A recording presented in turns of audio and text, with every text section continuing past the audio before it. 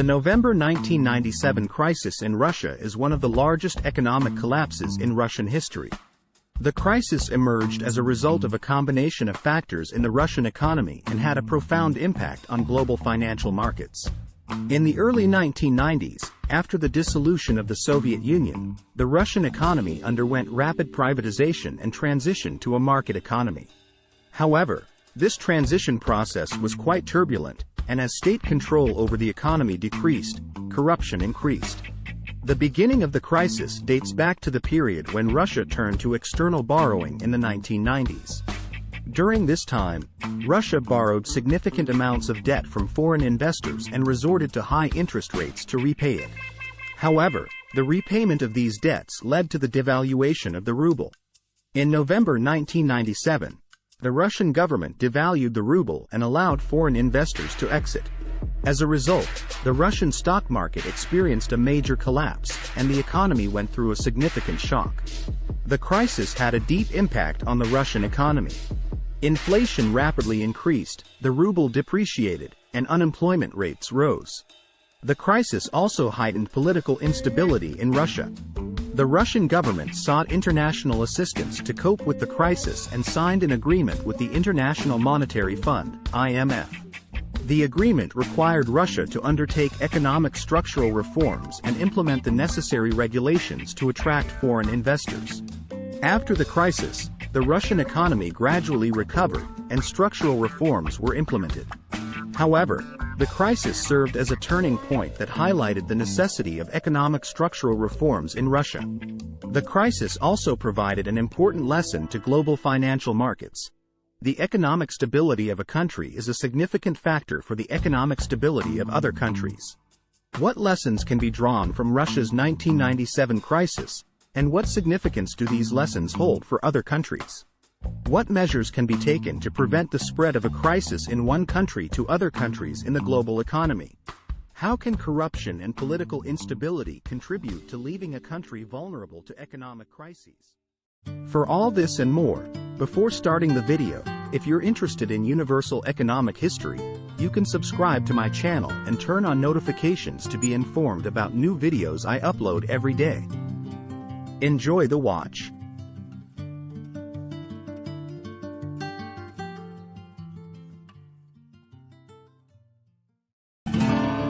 Universal economic history.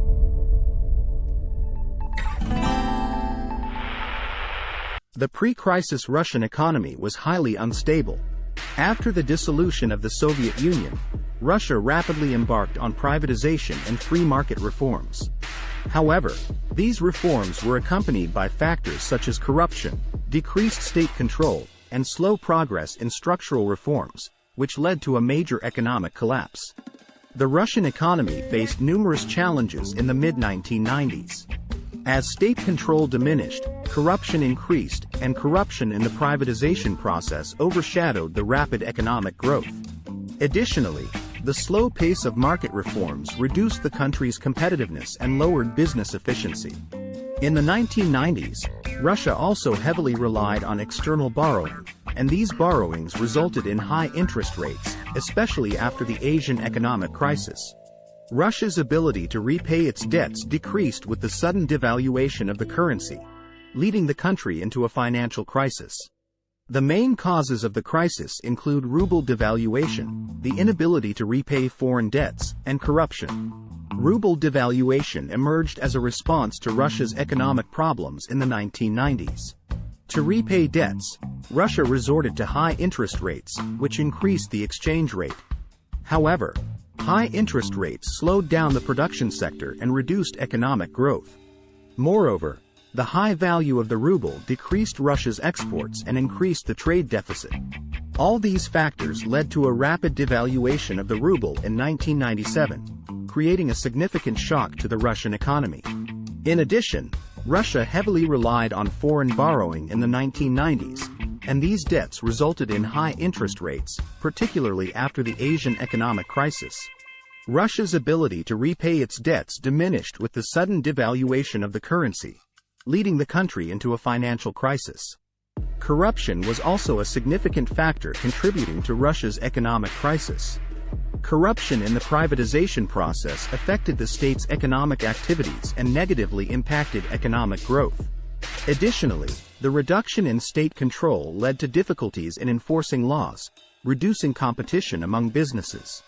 All these factors contributed to the Russian economic crisis in 1997, and the country experienced a major financial crisis with numerous bank and company bankruptcies. The 1997 Russian crisis had profound and long-lasting effects. The most notable impact of the crisis was the collapse of the Russian stock market. On August 17, 1998, the Moscow Stock Exchange, one of Russia's main exchanges, experienced a 15% decline, marking one of the largest daily drops in its history. This event further intensified the devaluation of the national currency, the ruble, and the stocks of companies, particularly in the energy and mining sectors, significantly depreciated. The devaluation of the ruble increased the prices of imported goods, leading to rapid consumer price inflation. The country's economy contracted significantly, and unemployment rates soared. Businesses went bankrupt, and investments decreased. As a result, the Russian economy experienced a substantial setback compared to the period before the crisis. The crisis also contributed to political instability. The decline in the standard of living and the economic hardships faced by the population led to increased opposition against the government. The crisis culminated in the resignation of Boris Yeltsin in 1999 and the rise of Vladimir Putin to power. The Russian government took several measures to cope with the 1997 crisis. One of the most significant steps was the agreement with the International Monetary Fund, IMF. The IMF provided financial assistance to Russia and guided the country in implementing economic reforms. In addition to the IMF agreement, the Russian government accelerated structural reforms. These reforms aimed to stimulate economic growth and reduce the country's external debt. The reforms included tax system reforms, budget discipline, privatization, and trade liberalization. Russia also took measures to halt the devaluation of the ruble. The government made the central bank independent and intervened to stabilize the ruble's value against the dollar. Furthermore, the acquisition of Russian companies by foreign investors was encouraged. All these measures facilitated the economic recovery of Russia. However, the recovery process took many years. The post-crisis economic growth of Russia remained lower than pre-crisis levels.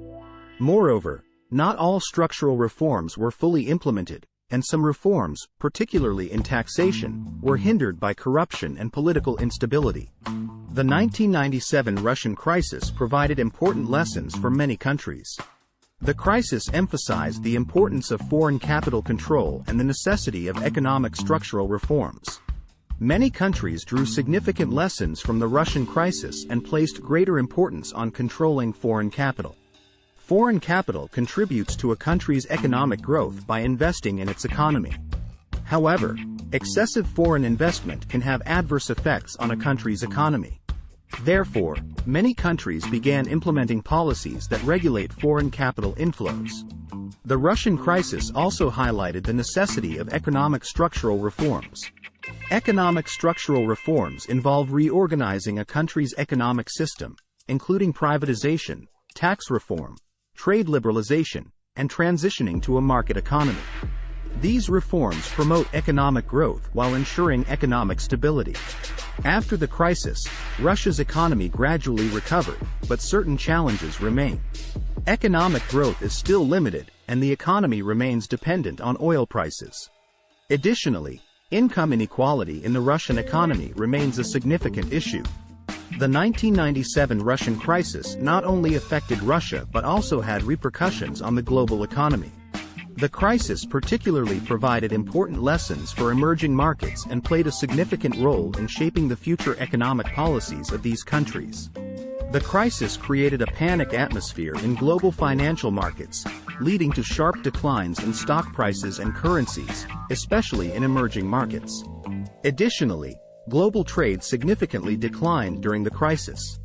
The impact of the crisis on the global economy was further intensified due to the globalization of financial markets and increased interdependence in world trade. This created a kind of domino effect in global financial markets, where a crisis in one country could create a large wave that affects other countries. Thank you for watching my video. If you liked it, please hit the like button. If there's a specific video you'd like me to make on economic history, don't forget to mention it in the comments section. I wish everyone a pleasant day. Universal economic history.